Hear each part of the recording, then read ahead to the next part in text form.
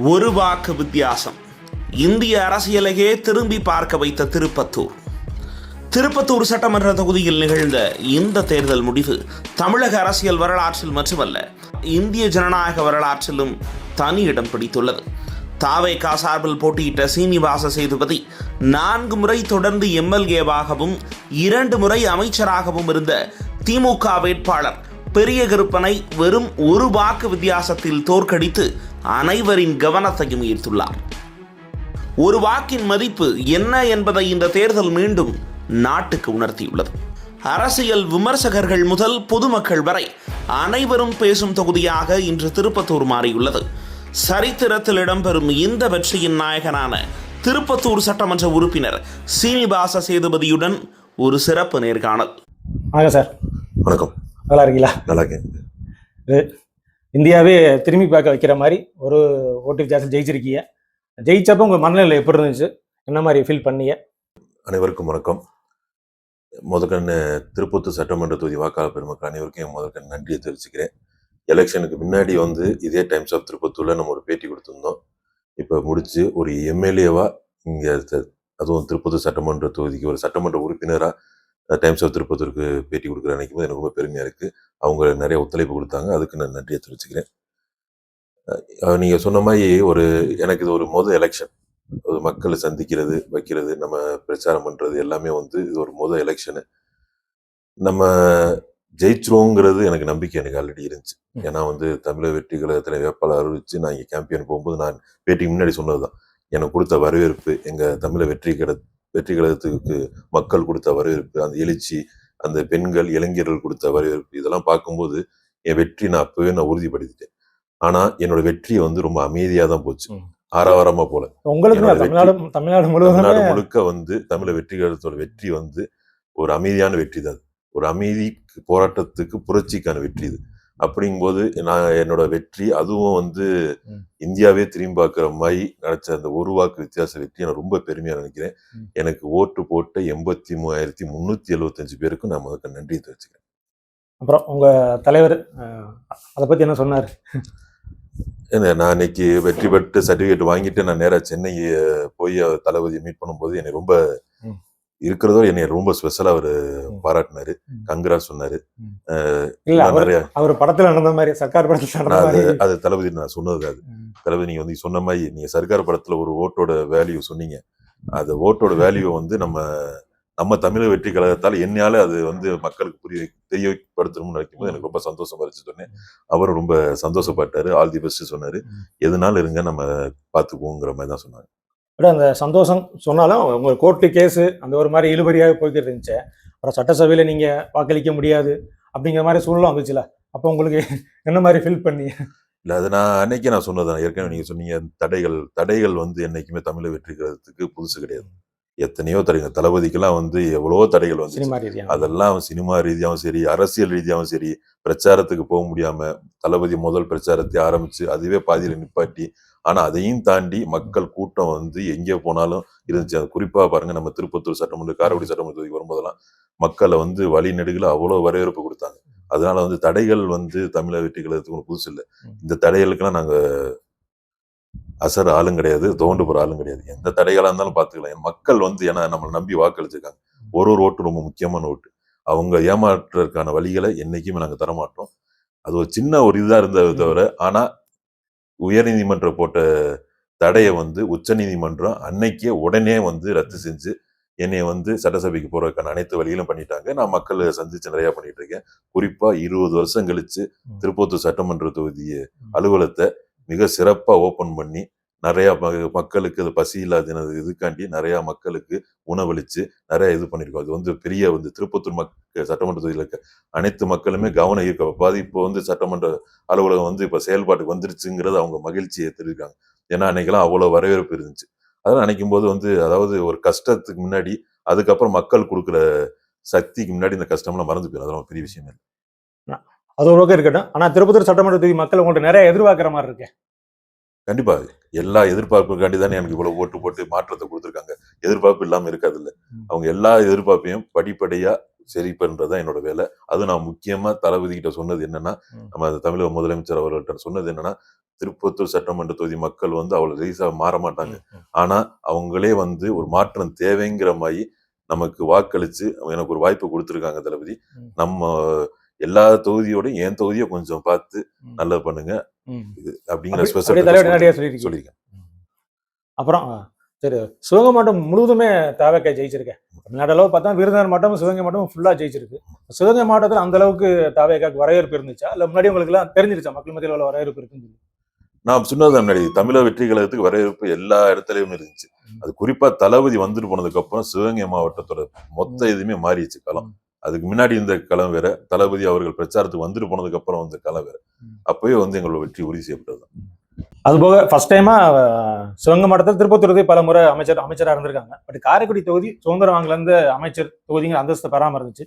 First டைமா அந்த அந்தஸ்தை பெற்றிருக்கு.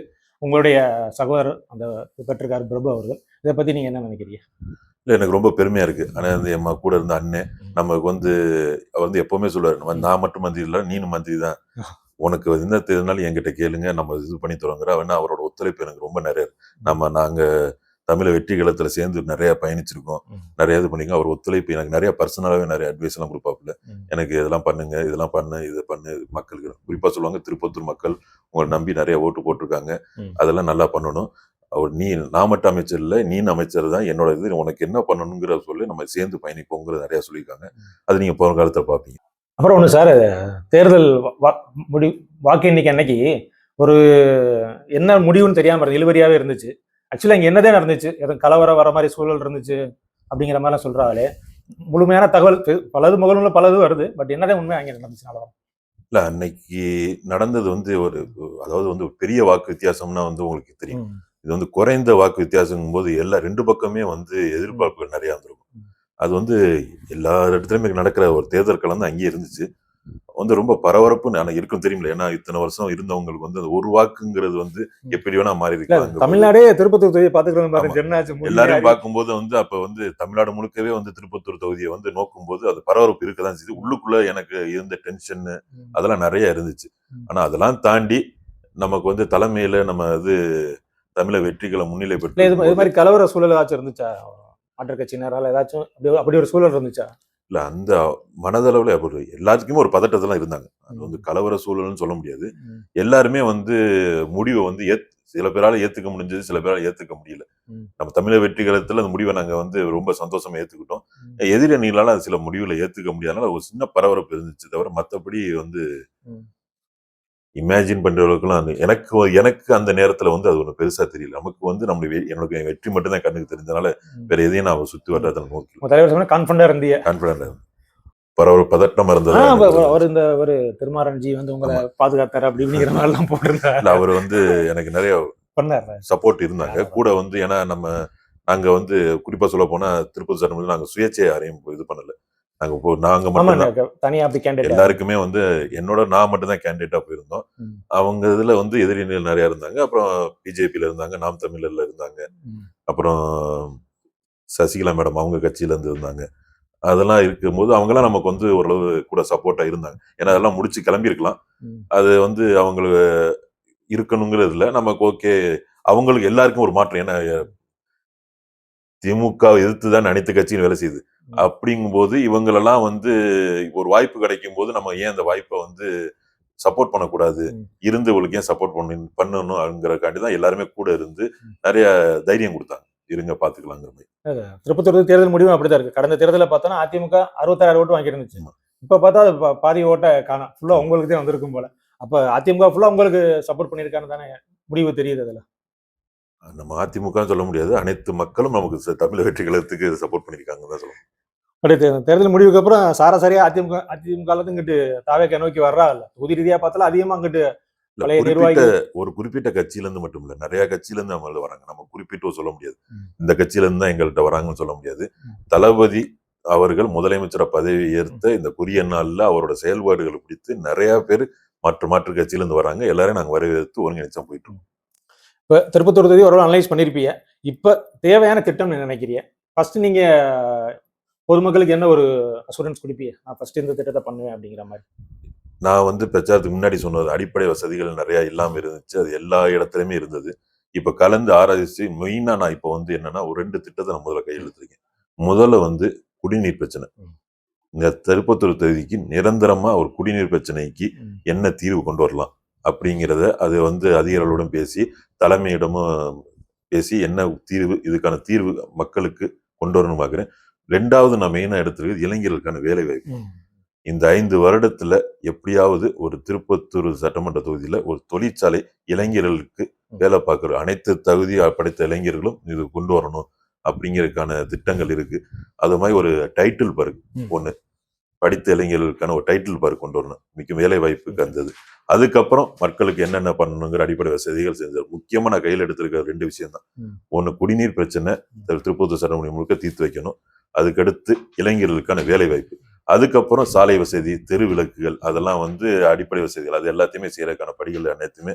அதாவது மக்கள் எனக்கு வாக்களித்து அனைத்து மக்களும் என்னை எந்த எதிர்பார்ப்புல நினைச்சு வாக்களிச்சாங்களோ அவங்க எல்லாருமே திருப்திப்படுத்துறதுக்கான ஆட்சியை எங்க ஆட்சி தரும். அதுவும் நம்ம தங்க தளபதி அவர்கள், முதலமைச்சர் விஜய் அவர்கள் இந்த ஆட்சியை கொடுப்பாருங்கிற நம்பிக்கை எல்லாரும் இடத்துல இருக்கு. அந்த நம்பிக்கை என்னைக்குமே வீணாகும்.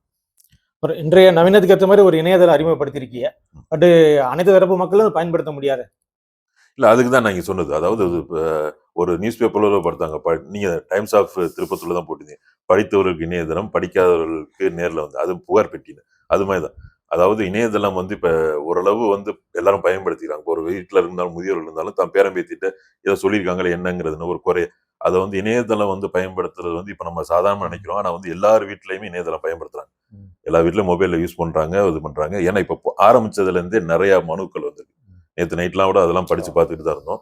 நிறைய மனுக்கள் வந்திருக்கு. அது இல்லாம இந்த புகார் பெட்டி வந்து எல்லாமே செய்ய கொடுத்துருக்கோம். வந்தோன்னு எல்லா ஊர்லயுமே படிப்படியா வச்சிருவோம்.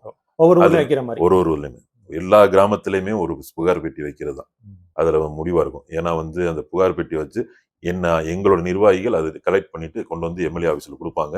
அதை நம்ம என்னங்கிறத பரிசீலிச்சு எது முன்னுரிமை கொடுக்கணுமோ அது முன்னுரிமை கொடுத்துட்டு மீதி எல்லாத்தையும் என்னென்ன செய்ய முடியுமோ அதெல்லாம் கலந்து ஆலோசிச்சு அனைத்து பிரச்சனைகளுக்கும் என்னால் முடிந்த தீர்வுகளை கண்டிப்பா கொண்டு வர திட்டங்கள் செய்வோம்.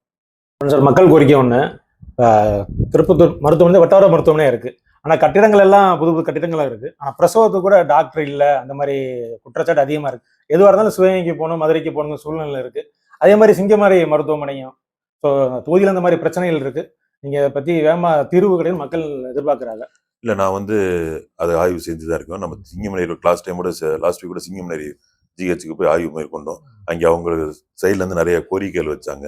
அவங்க இப்போ டாக்டர்கிட்ட பேசும்போது எங்களுக்கு இந்த ஃபெசிலிட்டிலாம் வேணுங்கிறத எல்லாத்தையுமே நான் நோட் எடுத்துருக்கோம். நம்ம அடுத்த போது இல்லாமல் திருப்பத்தூர் மருத்துவமனையை அவர் ஆய்வு மேற்கொள்ளணும். எல்லாரும் மக்கள் ஆரம்பத்துல இருந்து சொல்றது என்னன்னா ஜிஹெச்சுங்கிற பேருக்கு தான் இருக்கு. எதுனாலும் என் நிர்வாகிகளே வந்து ஒரு 2 நாளைக்கு முன்னாடி வந்து அவ பையனுக்கு எதுவும் முடியல, ஃபுட் பாய்சன் ஆயிடுச்சுங்கிற மாதிரி போயிருக்காங்க. ஆனா இங்க வந்து ஒழுங்கான மருத்துவர்கள் ஒழுங்கா சிகிச்சை இருக்காங்க. அவரு இங்க திருப்பி இந்த காரைக்குடி வந்து பார்த்துட்டு போனதா சொன்னாங்க. அதெல்லாம் வந்து நம்ம காலையில அவங்கள்ட்டையும் பேசியிருக்கேன். இன்னைக்கு ஒரு கூடிய சீக்கிரத்துல அது வந்து தரம் உயர்த்தறதுக்கான அனைத்து வேலைகளும் பண்ணுவோம். ஏன்னா ஒரு திருப்பத்தூர்ல வந்து சுத்துவட்ட கிராமத்துல இருக்க எல்லாருமே அங்கேதான் வருவாங்க. அது வரும்போது அது வந்து இன்னும் அவங்க கடந்த ஆட்சியில சொல்லுவாங்க. இது வந்து அமைச்சர் இப்போ கடந்த ஆட்சியில இருக்க சுகாதார அமைச்சர் வந்து ஆய்வு செஞ்சும் போது இருக்கிறதே தரமான மருத்துவமனை. ஆனா அது எந்த விதத்துல சொல்ல யாரை மகிழ்விக்கிறக்காண்டி அந்த வார்த்தையை சொல்லிட்டு போனாரு தெரியல. அது யாரு நம்மளுக்கு தேவை மக்களோட மகிழ்ச்சி தான் தேவை. மக்கள் மகிழ்ச்சிக்கு என்ன பண்ணணுமோ அது முக்கியமா திருப்பத்தூர்ல இருக்க மருத்துவமனைக்கு அனைத்து விதமான வசதிகளையும் கொண்டு வர வேண்டியது என்னோட வேலை. அது கண்டிப்பா, ஏன்னா அது வந்து மக்களோட அடிப்படை விஷயங்கள். அது கொண்டு வரதுக்கான எங்களோட இருக்க சுகாதாரத்துறை அமைச்சர்கிட்ட பேசி என்னென்ன தேவைகள் அது அனைத்தையும் கொண்டு வந்து சேர்த்து மக்களுக்கு தரமான மருத்துவமனையை வழங்கும்னு நான் உறுதியளிக்கிறேன். இன்னொரு முக்கிய பிரச்சனை, லாஸ்ட் வீக்ல வீடியோஸ்லாம் பார்த்துருப்பீங்க. 40 வருஷமா மதுரையிலேருந்து திருப்பத்தூருக்கு பஸ்ல ஏற்ற மாட்டோம் அப்படிங்கிற ஒரு பிரச்சனை தொடர்கதையாவே இருக்கு. பல போராட்டங்கள் நடத்தியிருப்பாங்க. ஹைகோர்ட் ஒரு ஆர்டர் கூட இருக்குல்ல, ஒரு மினிமம் எத்தனை சீட்டு கொடுக்கணும்னு சொல்லி. பட் எந்த பஸ் கண்டக்டர் டிரைவர் ஃபாலோ பண்ண மாட்டேங்கிறாங்க. கவர்மெண்ட் பஸ்ஸாக இருந்தாலும் சரி, பிரைவேட் பஸ்ஸாக இருந்தாலும் ஒரு தொடர்கதையாவே இருக்கு. மக்களுக்கு பெரிய ஒரு சங்கட்டமான, மதுரைக்கு போனாலும் திரும்ப வர்றது சங்கட்டமான ஒரு சூழல் இருக்கு. இது உங்க கவனத்திற்கு ஏற்கனவே வீடியோ போட்டிருந்தோம், உங்க கவனத்துக்கு வந்திருக்கும். அது ஆல்ரெடி என் கவனத்துக்கு வந்துச்சு. அன்னைக்கு நான் போக்குவரத்து பணிமனை ஆய்வு செய்யும் போது அங்க இருக்க மேலாளர்கிட்ட வந்து நான் முக்கியமா சொன்னேன், இது மாதிரி வந்து காரைக்குடியில இருந்து மதுரை போற பேருந்துல திருப்பத்தூர் ஆட்கள் ஏத்துறதுலாவும், மதுரையில இருந்து நம்ம காரைக்குடியில வந்து திருப்பத்தூர் மக்களை ஏத்துறதுலங்கிற மாதிரி வந்துச்சு. இன்னுமே அந்த வரக்கூடாது. அதுக்கான அவங்களும் வந்து எல்லாரும் நடத்துனர்கள்ட்டையும் ஓட்டுநர்கள்ட்டையும் சொல்லியிருக்கோம். இப்ப முன்னாடி இந்த அளவுக்கு இல்லை, இந்த அளவுக்கு குறைஞ்சிருக்கு. இன்னமும் இருக்கிறதுக்கு அவங்களுக்கு தனிப்பட்ட மூலியமா கவுன்சிலிங் பண்ணி அந்த நடத்துனர்களுக்கு தனிப்பட்ட மூலியமா நாங்க வந்து கவுன்சிலிங் கொடுத்து இது மாதிரி இருக்கக்கூடாது, எந்த பயணியா இருந்தாலும் ஏத்தணும் அப்படிங்கறத நாங்க சொல்லியிருக்கோம். இனிமே அது தவறு நடக்காதுங்கிற சொல்லியிருக்காங்க. மறுபடியும் அந்த தனியார் பேருந்துல அந்த இஷ்யூ இருக்கிறதா சொல்லிட்டு இருக்காங்க. நான் அவங்க எல்லாரையும் கூப்பிட்டு வச்சு ஒரு பேசி, ஏன்னா வந்து மக்கள் வந்து மதுரை காரைக்குடியில இருந்து மதுரைக்கு தான் நிறைய பேருந்துகள் இருக்கு. டவுன் பஸ் தான் திருப்பத்தூர் இருக்கும். அதெல்லாம் இல்லாம எல்லா மக்களும் அவசர போறவங்க அனைவருமே வந்து கட்டணம் கொடுத்து தான் போறாங்க. யாரும் இலவசமா பயணம் மேற்கொள்ள. எல்லாருமே இங்க வந்து போறவங்களுக்கு கட்டணம் கொடுத்து தான் போறாங்க. அவங்க கட்டணம் கொடுத்து போறவங்களுக்கு உரிய மரியாதை கொடுக்கணுங்கிறத தனியார் பேருந்து அனைவரையும் கூப்பிட்டு நான் ஆலோசிச்சு அவங்களுக்கு அனுமதி கொண்டேன். இந்த பிரச்சனை இனி அது தொடராது. கூடிய சீக்கிரத்தில் இது தீர்வுபடுத்தணும். அரசு போக்குவரத்து கழகத்துல இதை பத்தி பேசியாச்சு. ஒரு சில பேர் தான் அப்படி நடந்துக்கிறா சொன்னாங்க. அதையும் அவங்க வந்து கவுன்சிலிங் கொடுத்து இனிமே பண்ணாத மாதிரி நடந்துக்கிறேன்னு சொன்னாங்க. அதை வந்து நான் கண்டிப்பா அதுக்கான தீர்வை கண்டிப்பா கொண்டு வந்துருவோம். இல்ல அதுக்கு திருப்பத்தூர் மதுரை ஒரு டைரக்ட் பஸ் விடுற வாய்ப்பு எதுவும் இருக்குமா? அது சொல்லியிருக்கேன். அது நான் வந்து பேருந்து சொல்லியிருக்கேன். அது வந்து அவங்க சொன்னாங்க டவுன் பஸ் தான் போய்கிட்டு இருக்கு, டைரக்ட் பஸ் இல்லைன்னு. அது டைரக்ட் பஸ் கொண்டு வரதுக்கான வழிகளை நான் பார்த்துட்டு இருக்கேன். ஏன்னா வந்து திருப்பத்தூர்ல இருந்து மதுரை போறதுக்கு இடையில வந்து நிறைய பஸ் ஸ்டாப் இருக்கு. அந்த கருப்பூர் இருக்கு, எஸ்எஸ் கோட்டை இருக்கு. இவங்களுக்கெல்லாம் வந்து பஸ் நிக்க மாட்டேங்குது அப்படிங்கிற கோரிக்கை இருக்கு. அது வந்து காரைக்குடியில இருந்து வர மதுரை பஸ் எல்லாம் வந்து இங்க நிப்பாட்ட மாட்டேங்கிறது இருக்கு. அதுக்காண்டி தான் நான் சொல்றேன், திருப்பத்தூர்ல இருந்து மதுரைக்கு ஒரு விரைவு பேருந்து கொண்டு வந்து இவங்களை அந்த முக்கியமான ஸ்டாப் எல்லாம் வந்து மக்களை ஏத்திட்டு போறதுக்கான வழியில கண்டிப்பா நான் கொண்டு வருவேன். அப்புறம் இன்னொன்று சார், திமுக கோட்டை 20 வருஷம் அங்கதான் நிரந்தர சட்டமன்ற உறுப்பினர். இப்படிலாம் இருந்த பேச்சு நீங்க ஒரேடியா வீழ்த்திருக்கீங்க, என்ன நினைக்கிறீங்க அதை பத்தி? அது வந்து ஒரேடியா நான் வீழ்த்திங்கன்னு சொல்ல முடியாது. மொத்தமாவே தமிழ்நாட்டிலே ஒரு 75 வருஷமா இருந்த திராவிட கட்சிகளை வந்து தமிழக வெற்றிகரம் வீழ்த்திருக்கு. அது என்னோட தனிப்பட்டதுன்னு சொல்ல முடியாது. எல்லா அனைத்துக்குமே எங்க தமிழக முதல்வர் தளபதி அவர்கள் தான் காரணம். அவரோட அலைதான் வந்து மொத்த தமிழ்நாட்டில் இருக்க திராவிட கட்சிகள் அனைத்தையுமே ஓரம் கட்டிட்டு தமிழக வெற்றி கழகம் வந்து இப்ப ஆட்சி அமைச்சிருக்கிறதுக்கு தான் அது ஒரு எடுத்துக்காட்டு. தவேகாவுக்கு வந்து பெண்கள் அதிக அளவுல வாக்களிச்சிருக்காங்கன்னு தெரியுது. அப்புறம் நிறைய கோரிக்கைகள் சொல்லியிருந்தீங்க தேர்தல் அறிக்கையிலேயே, மாசம் 2000 ரூபாய் கொடுப்போம், இலவச பேருந்து பயணம் எல்லாம். பட் இதெல்லாம் எப்போ ஆரம்பிக்கிற மாதிரி இருக்கு? அதாச்சும் உங்களுக்கு தகவல் கிடைச்சு சார்? அதாவது முதல்ல வந்து தளபதி வந்து ஆட்சி எடுத்தோன்னே வந்து சிங்கப்பெண் திட்டத்தை அறிமுகப்படுத்தி முதல் நாளே இது பண்ணாங்க. இது மாதிரி அனைத்துமே வந்து நாங்க தமிழக வெற்றி கழகம் வந்து புதிதாக ஆட்சி அமைச்சிருக்க ஒரு கட்சி.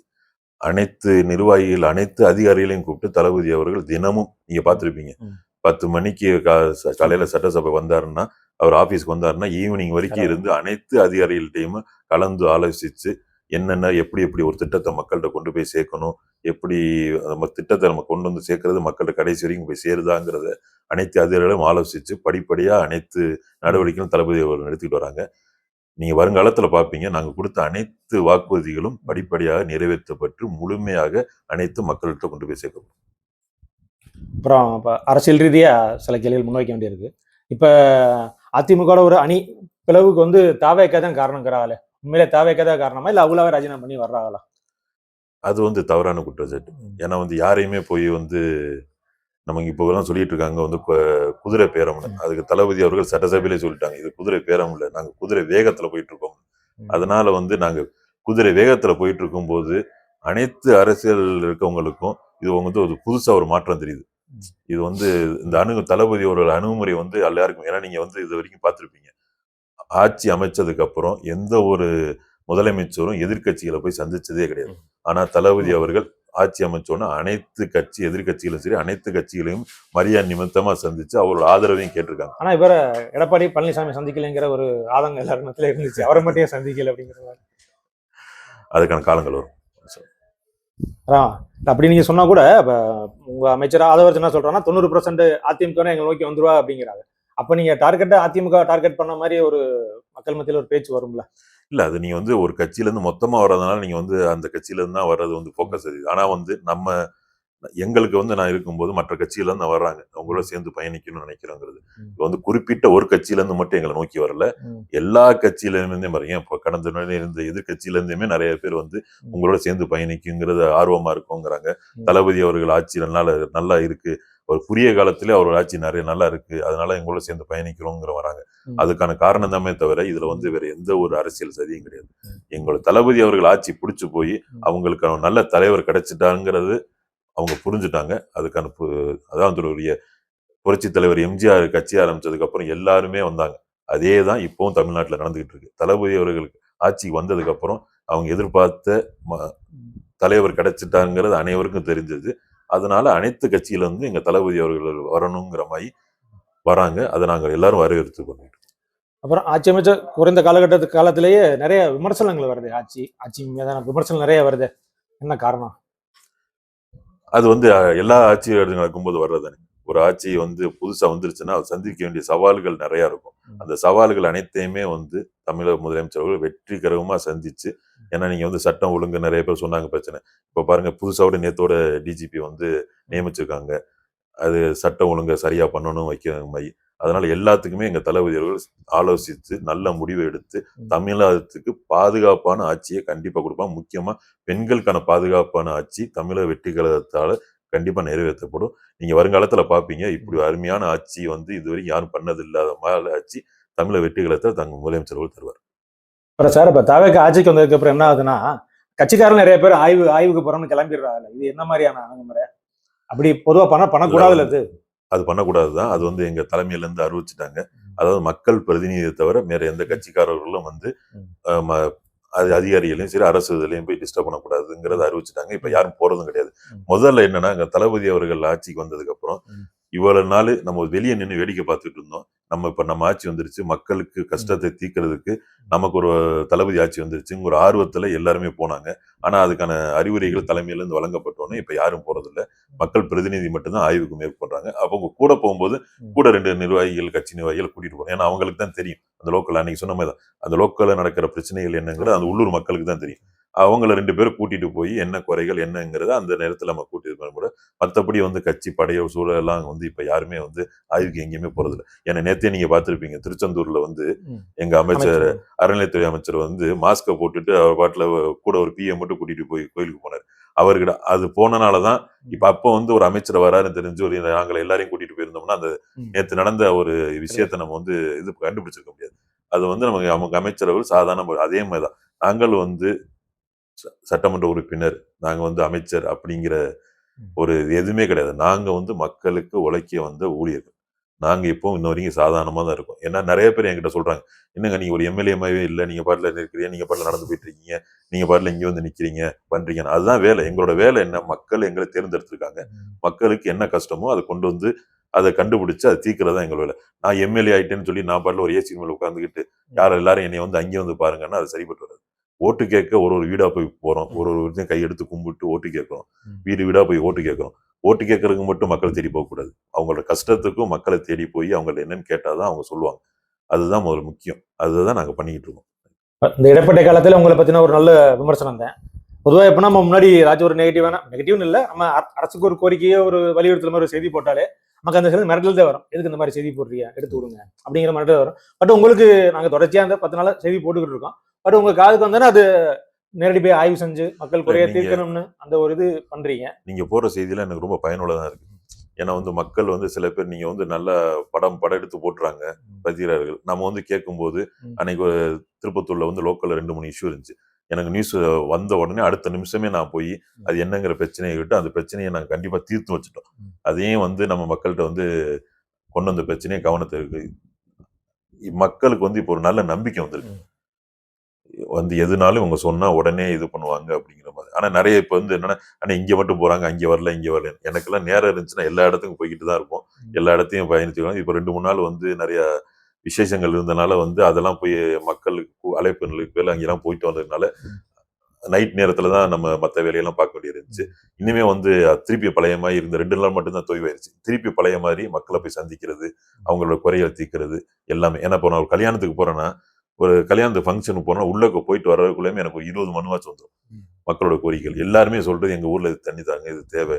அவங்கள நான் மனுவாவே வாங்கிட்டு வந்து ஒரு கல்யாணத்துக்கு போறதே வந்து நான் ஒரு கலந்தாய்வு கூட்டத்துக்கு போற மாதிரி தான், மக்களை சந்திக்கிற கூட்டமே தான் பார்க்கணும். என்ன ஒரு கல்யாணத்துக்கோ ஒரு ஃபங்க்ஷனுக்கோ ஒரு கோயில் திருவிழாக்கோ நான் போனேன்னா போகும்போது மக்கள் ஒன்று ஒரு கோரிக்கை கொடுக்குறாங்க. அதெல்லாம் வந்து நல்ல பயனுள்ளதா இருக்கு. போனோமா வந்தோமான்னு ஒரு கல்யாணத்துக்கு நான் போயிட்டு வெளியே வர்றதுக்கே எனக்கு ஒரு 3/4 மணி நேரம் ஆயிடுது.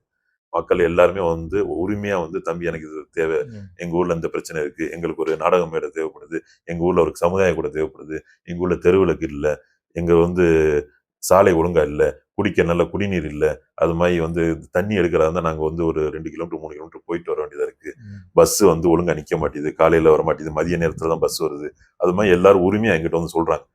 அதாவது ஒரு சொந்தக்காரன் கல்யாணத்துல போனா சொந்தக்காரங்க எல்லாம் அவன் கஷ்டத்தை சொல்ற மாதிரி அவங்க வந்து எல்லாரும் அவங்க கஷ்டத்தை சொல்றாங்க. இதெல்லாம் நல்லா உள்வாங்கிட்டு அதுக்கான நடவடிக்கைகள் எடுக்கிறது இதா இருக்கு. அதனால வந்து 2 நாளுமே வந்து நான் வந்து ஒரு எல்லா ஊர்லயுமே இப்போ ஒரு ஆய்வு மாதிரி தான் பண்ணிட்டு இருக்கேன். கல்யாணத்துக்கு போற போது ஒரு விசேஷம் போகும்போது அவங்க சொல்ற குறையெல்லாம் கேட்டு அதுக்கான தீர்வுகளை கொடுக்குற மாதிரி தான் பண்ணிட்டு இருக்கோம்.